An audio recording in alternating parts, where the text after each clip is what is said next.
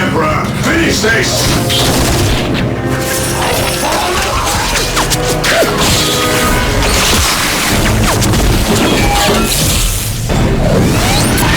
Higher ground! We'll gain the advantage!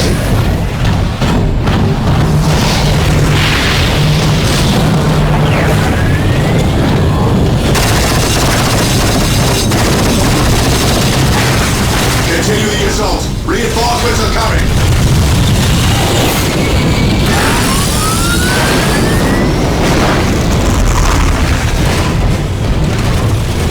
The monolith! We destroy that and this is over! Charge!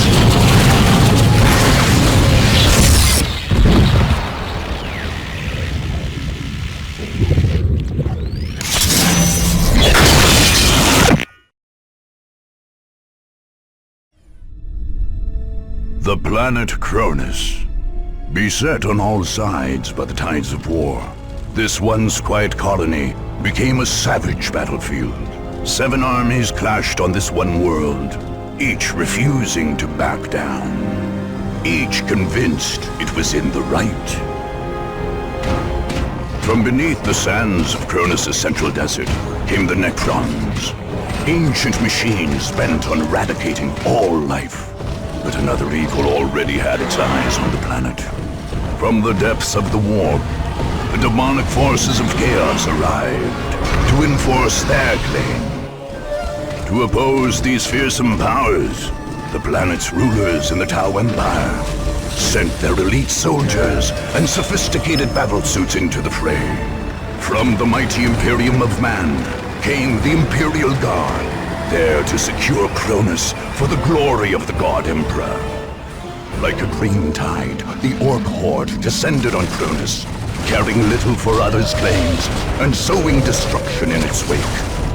The Eldar, ancient enemies of the Necrons, emerged from their webway to pursue their own agenda on Cronus. And last came the Space Marines, finest and most uncompromising of the Imperium's soldiers. Seeing a world beset by aliens and heretics, they undertook a great purge. A dark crusade had begun. It could only end with the total victory of one of these factions, and the total defeat of all others.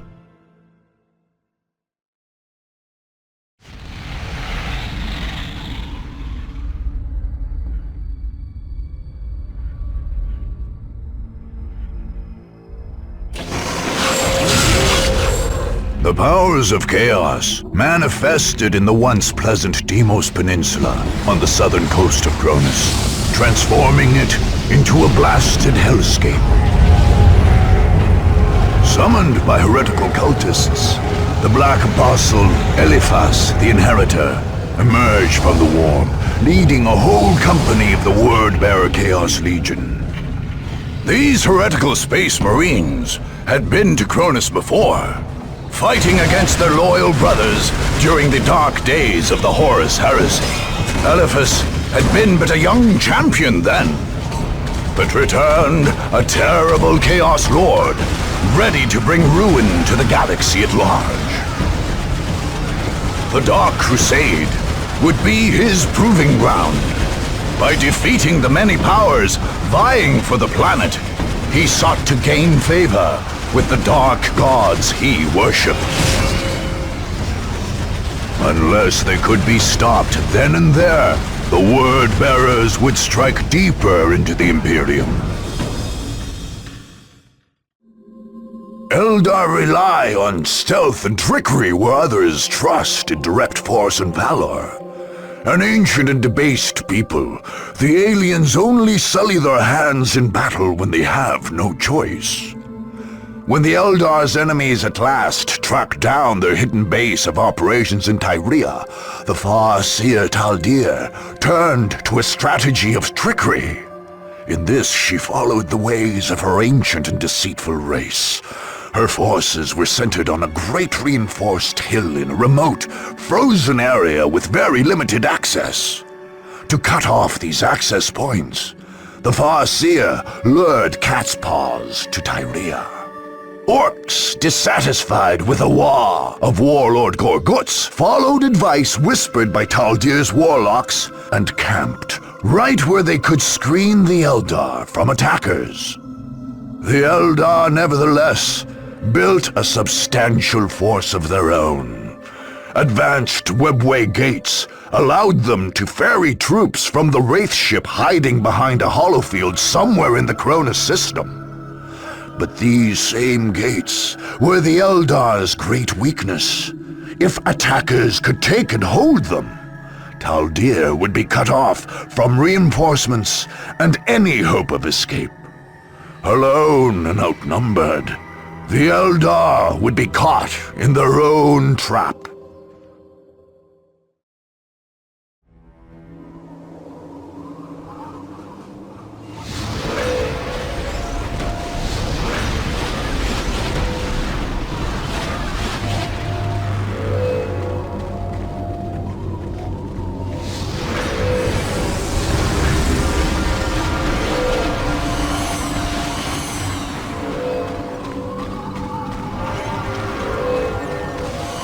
All is prepared. Excellent. Exarch Recanus, take your warp spiders to their positions and then return to the Aspect Shrine. We are on our way. You have doubts, Harlequin? I trust in your vision, Taldeer of Oathway, but to stand surrounded by primitives makes me uneasy. I understand your distaste, but Eldar rely on speed and stealth. We are not made for entrenched positions.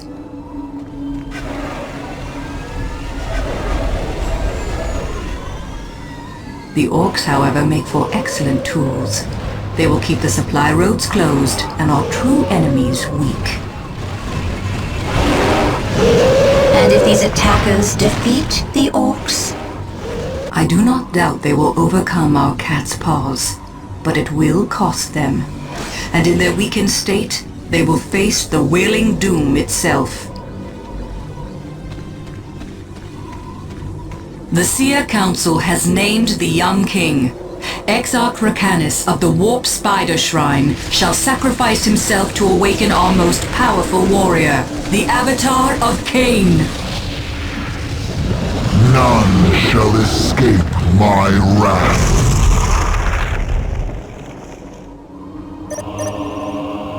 My lord, the aliens are camped to the west. Yes, and their Farseer is with them.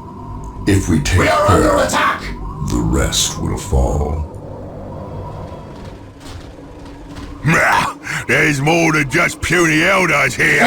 We was right to split off from Gorguts' lot. We're gonna have us a proper war right here. War!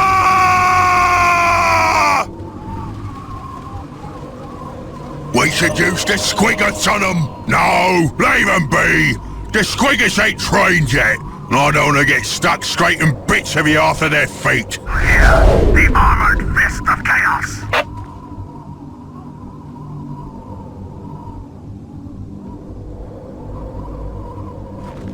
Return to the main base. Let our enemies fight amongst themselves.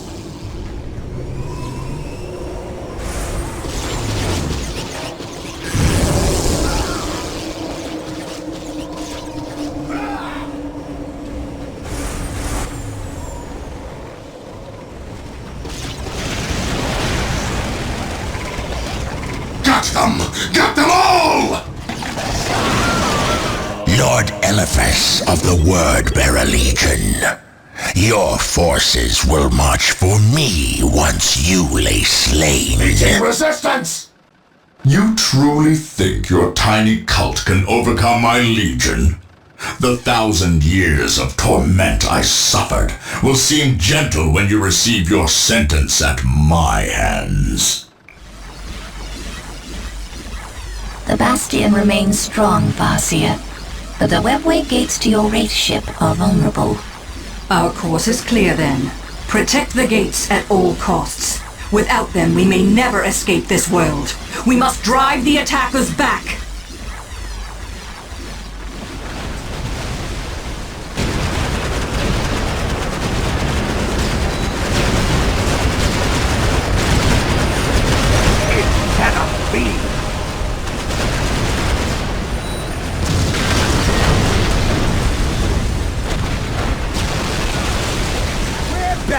and better than ever! Meeting resistance!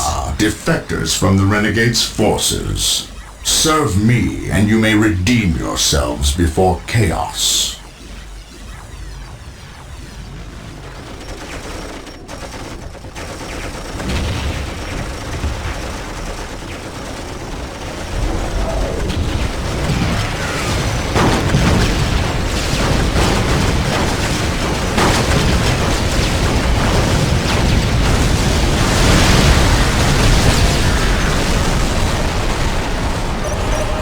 Bloody Eldar tricked me! These orcs had cut off the armored scouts sent into the mountains. Now they may join us for the coming fight.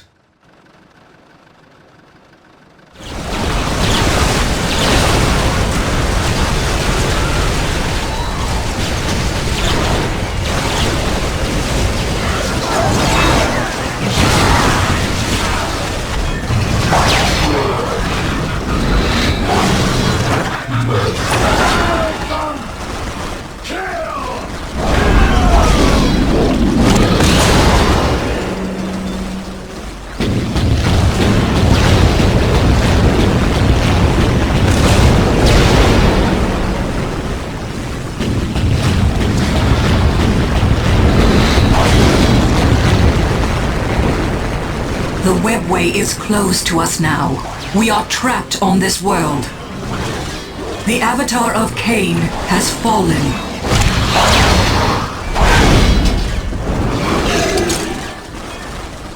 Go, all of you. Find what refuge you can in the wilderness of this world. Escape is still possible, Farseer. I do not deserve that title, Harlequin. My vision has failed us all. My fate is here, and I shall not flee from it.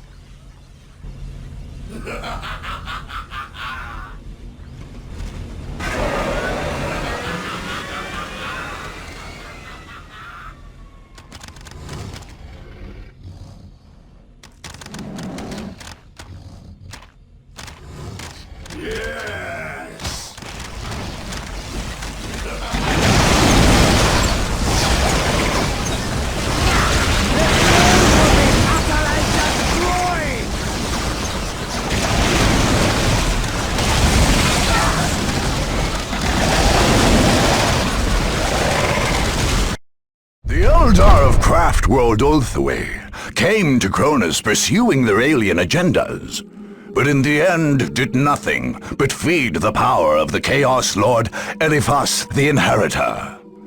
Despite her use of orcish servants and even a rival Chaos cult, the witch Taldeer was unable to hold back Eliphas's forces, who cut her off from her vessel and subjected her people to the most terrible of fates.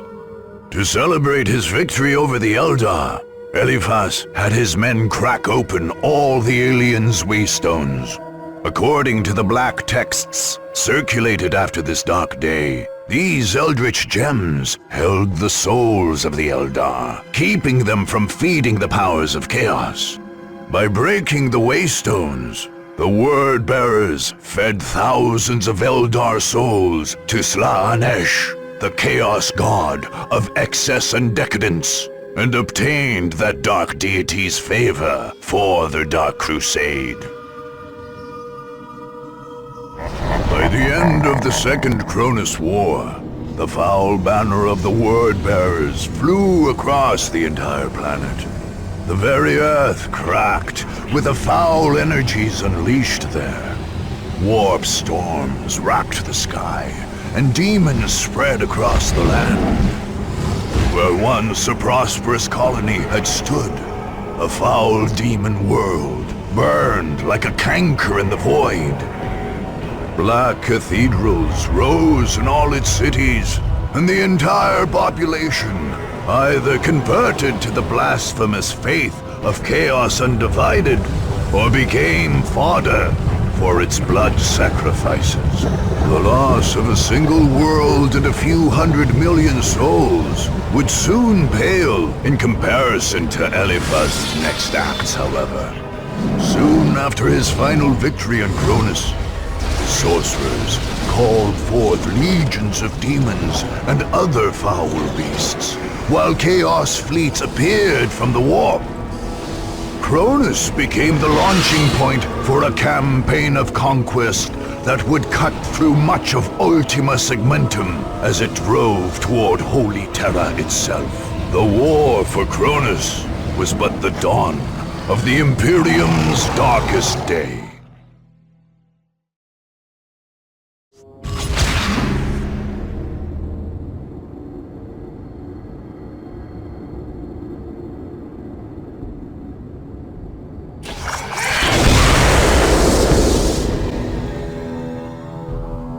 In the depths of Craftworld Ulthwé, the Eldar Farseer Taldeer foresaw the return of the Necrons and their campaign of galactic genocide. She had driven the Imperial Guard on Lorne 5 against this ancient foe, but the threat remained real. When the Necrons rose on Cronus, Taldeer faced a new problem. This planet on the galaxy's edge was beyond the reach of the Eldar webway. Instead of traveling from the Craftworld via this ancient system, Taldeer's forces arrived aboard her wraith ship, the Vision of Lilith. This alien vessel hid at the edge of the system while an advance party took a small shuttle to the frozen wastes of Tyria. There, they erected special gateways linked to the holds of the Vision of Lilith. The Eldar found the planet in a sorry state. The Necrons were on the march, and the assortment of other powers on Cronus could not be trusted to stop them. Abandoning her habitual manipulations, Taldeer ordered her forces to begin an all-out conquest of Cronus. If none of the Mon-Kai would stop the Necrons, the Eldar would do it themselves. Upon arriving on Cronus, General Lukas Alexander became Governor Militant, and set about reclaiming the planet for the Imperium. When his enemies launched attacks on his capital, he prepared to repel them with extreme prejudice. Experts in planetary defense, the men of the Imperial Guard were heavily dug in and fortified in Victory Bay. Any attacker would face well-armed and well-supplied soldiers, backed by powerful armored columns and artillery positions. The Guard's only real weakness was its morale. Although most soldiers served honorably, the men of the regiment's 5th Company had proven less than stalwart, and were placed under command of Regimental Commissar Anton Gebet in a forward base on the northern shore of the Victoria River. Without Gebet's whip, the company and its base would surely fold. Other companies took position in forward bases in more sensitive areas, ready to drive the enemy off. Still, determined attackers could overrun those positions. Governor Alexander remained confident, however. Indeed, any opponent who made it past his forward positions would find themselves staring down the barrel of the massive Hellstorm cannon of an Imperator Titan.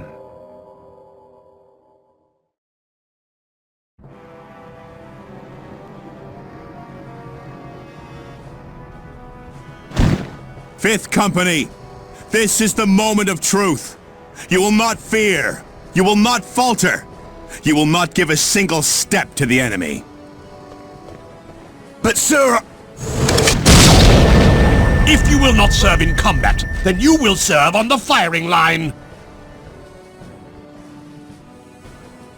Enemies of the Imperium, hear me. You have come here to die. The immortal Emperor is with us and we are invincible. His soldiers will strike you down. His war machines will crush you under their treads. His mighty guns will bring the very sky crashing down upon you. You cannot win.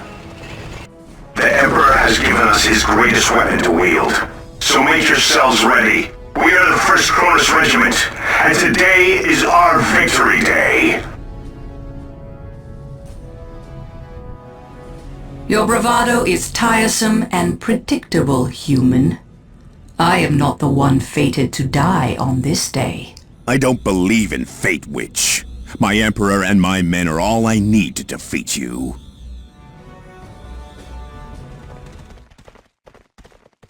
Eldar, and they look ready for war.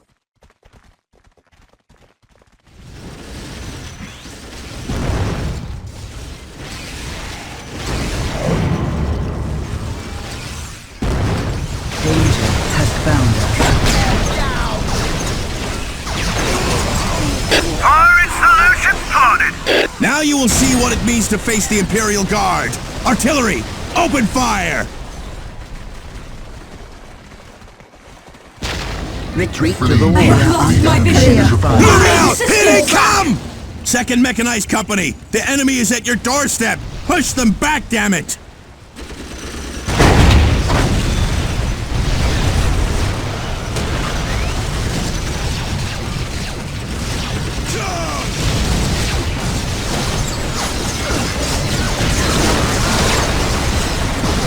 Danger has found us.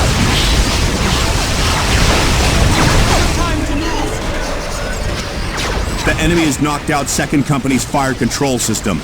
Our air support is gone.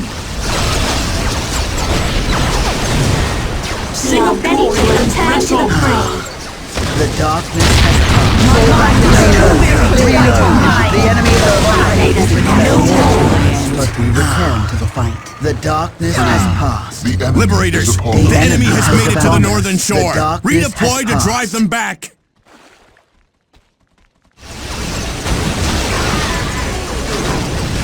Third Company, hold the line! The Emperor demands it!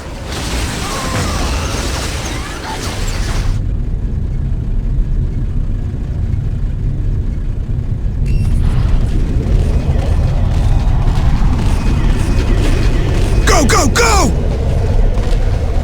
On my command, fire the Titan cannon. Fire!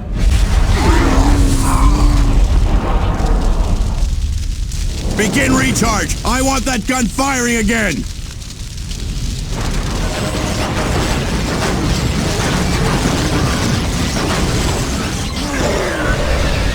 Commissar, come in! Your commissar has left this plane, human. I'll see you dead for that, Eldar.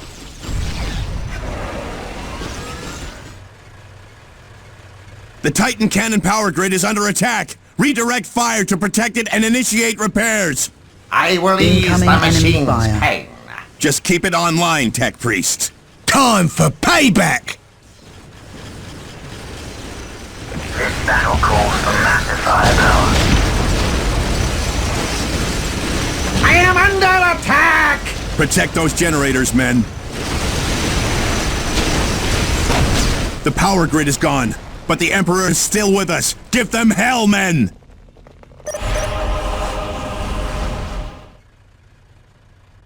There is their final bastion. We must take it for the craft world. No alien leaves here alive, men! Open fire!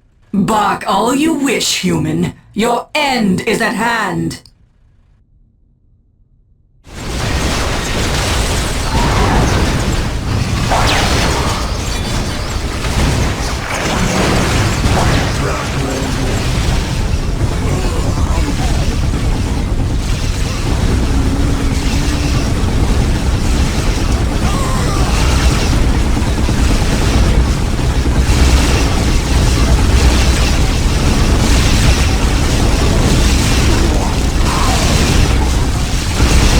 Post is gone. We can't hold them back much longer. We can't allow the Titan cannon to fall into their hands.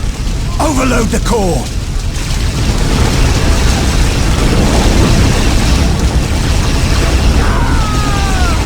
For the Emperor!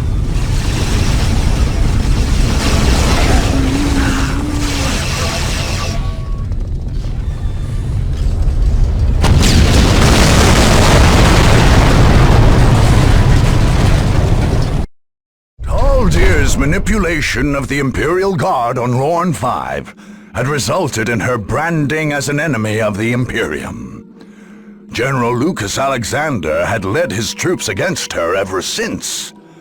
When the Farseer at last sent her troops into Victory Bay, both sides knew that this long chase was finally over. Alexander's men fought with bravery until the end, but the Eldar's combination of stealth, speed, and alien ruthlessness overwhelmed them. The hunt for Farseer Taldeer ended with the swing of an alien blade.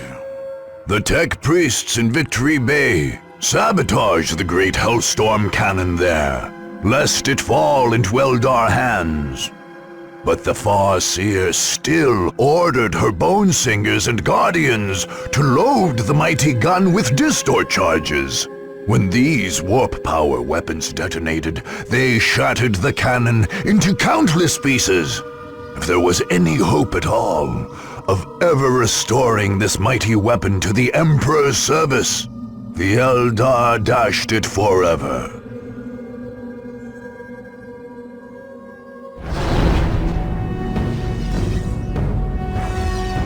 The alien mind is strange and mysterious, and Farseer Taldeer proved this once again upon her conquest of Cronus. The Eldar had broken all who stood before them, driving back men, alien, and heretics alike. Cronus was theirs. However, instead of securing their hold on the world, or enacting some final gambit, they simply vanished, like the ghosts of legend. The Eldar returned to their ship, the Vision of Lilith, which evaded all attempts to track its exit from the Cronus system. Taldeer left behind her a planet in anarchy, littered with the corpses of her enemies, and destined to become a lawless backwater for centuries to come. Perhaps that had been her intention all along. Perhaps Cronus itself, and the warlords who might have arisen there, were the threat Taldeer had long foreseen, and finally defeated. The truth, like the Farseer's ultimate fate, remains a mystery.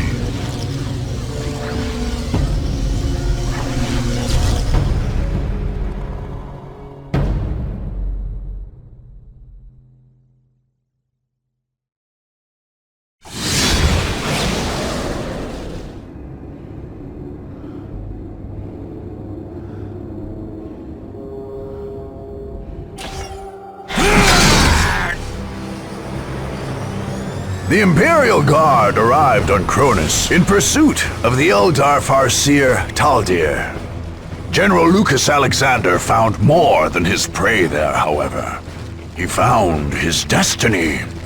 General Alexander claimed the abandoned city of Ironworks Bay as a base of operations and found there the massive Hellstorm cannon of an Imperator war titan. Tech priests had brought this fearsome relic to Cronus millennia ago, soon after it was cut from a heretical war machine during the Horus Heresy.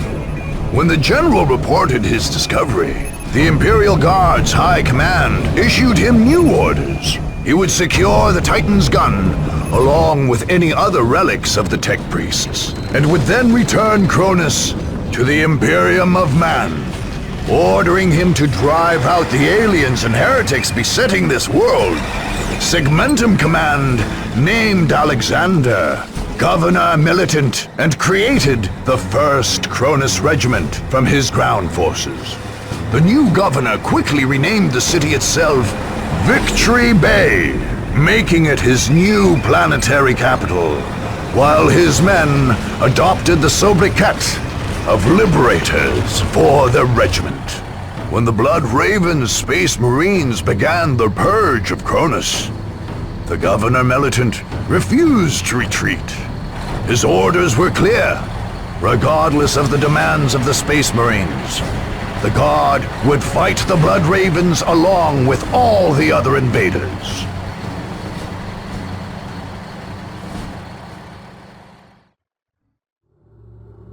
The full extent of the Necron presence on Cronus did not become clear until those opposing them launched raids into the catacombs under the Thur Abyss Plateau. The first Necron massacres on the planet had occurred there, and their enemies expected to find some sort of alien bastion. Instead, they found an entryway into the underworld. Garbled reports from doomed scouts sent into the cavernous passageways revealed a network of catacombs honeycombing the entire plateau. Some of these now stood hollowed out, while others served as staging grounds for Necron forces. Worst of all, however, were the deeper tunnels, where row upon row of Necrons still stood, slowly waking to join their lord's global genocide. The attackers settled on a dangerous gambit. A strike force would enter the catacombs and plant a massive explosive device deep in the main cavern. An explosion there would collapse the entire network, crushing or sealing off the legions of still dormant Necrons and shattering those already risen.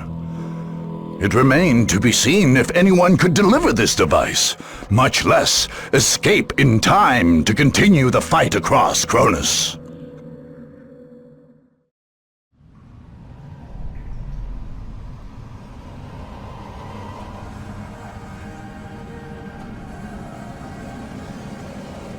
We've been overrun!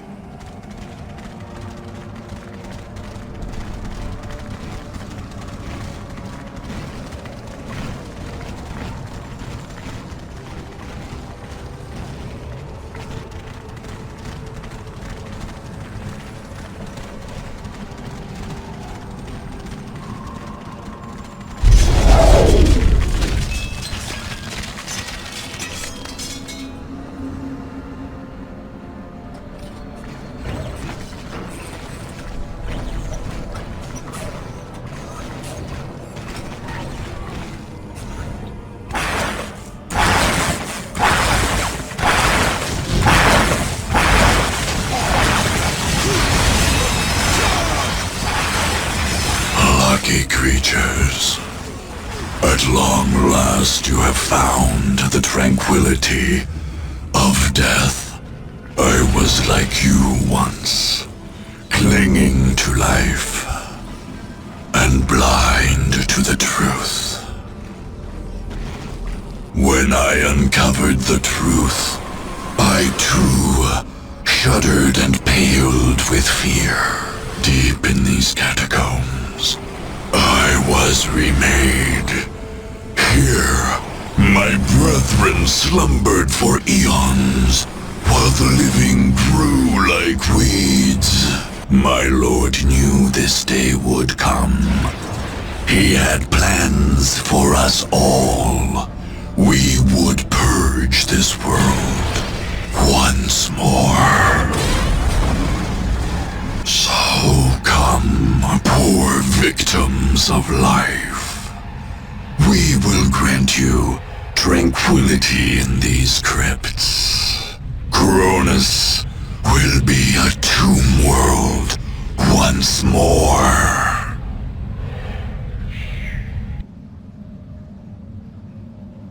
The tech priests report that the plasma bomb is prepared, Governor. They've identified the most auspicious place for it as well. Excellent. Prepare your men. We're delivering this device personally. To die in battle is the highest honor, Governor. I have no intention to die here, Sergeant. We still have a planet to free.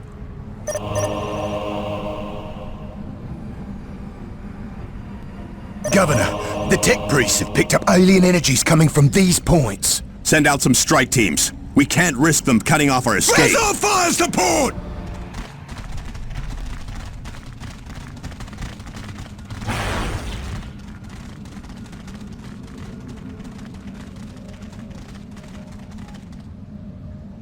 You have penetrated but the very surface of our catacombs.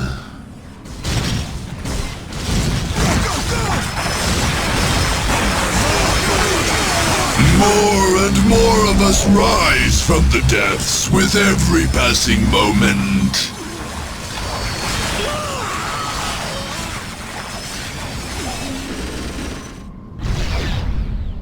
We spotted some sort of beacon, sir. The aliens are surely planning another trap. Destroy that thing. Cut us are down, deathless and we will interlopers. rise stronger! Under the shadow of the beacon of unlife, the fallen rise again.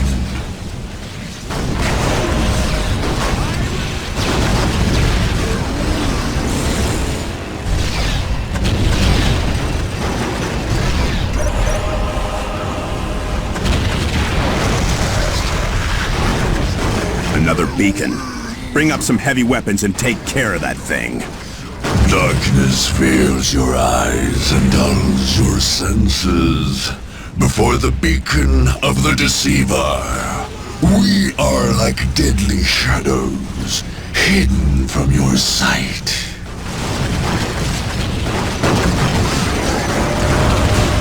Another access to the clear tunnels. Excellent.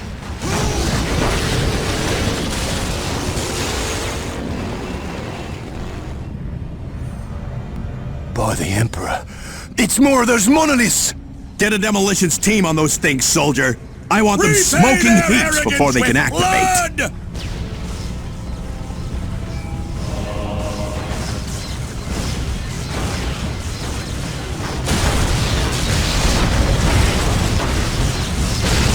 Look out! Here they come!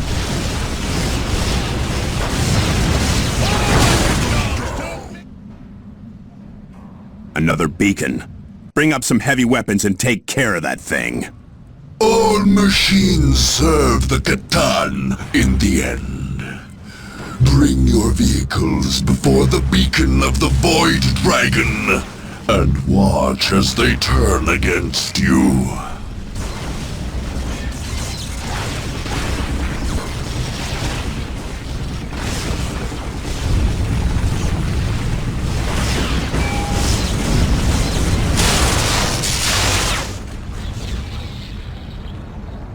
Another beacon. Bring up some heavy weapons and take care of that thing. Time itself bends to the will of the Catan fools. Come before the Chronometron beacon and be frozen into the stillness of death.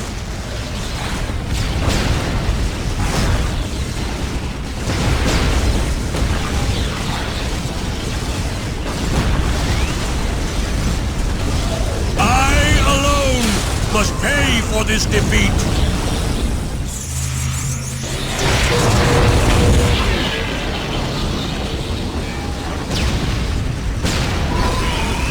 We need help!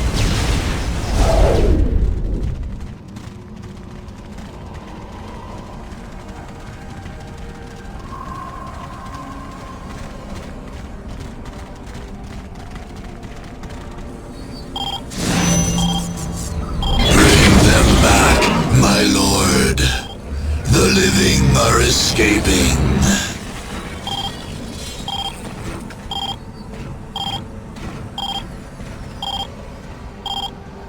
My lord, the living have...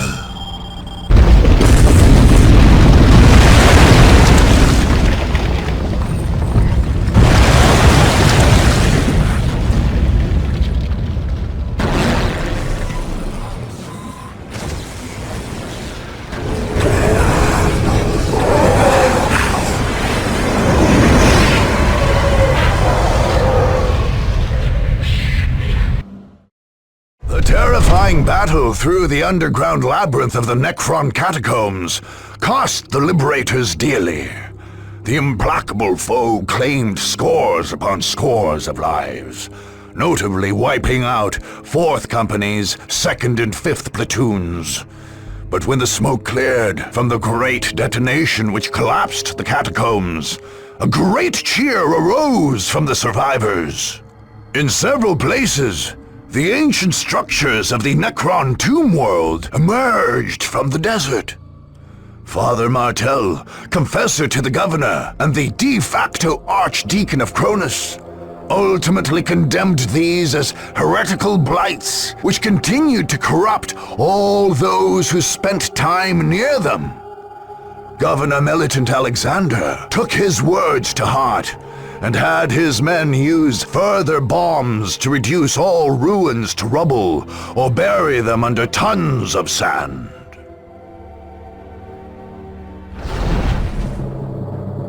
With the last alien bastion broken, Governor Militant Alexander stood as the uncontested ruler of Cronus, and a hero to his men.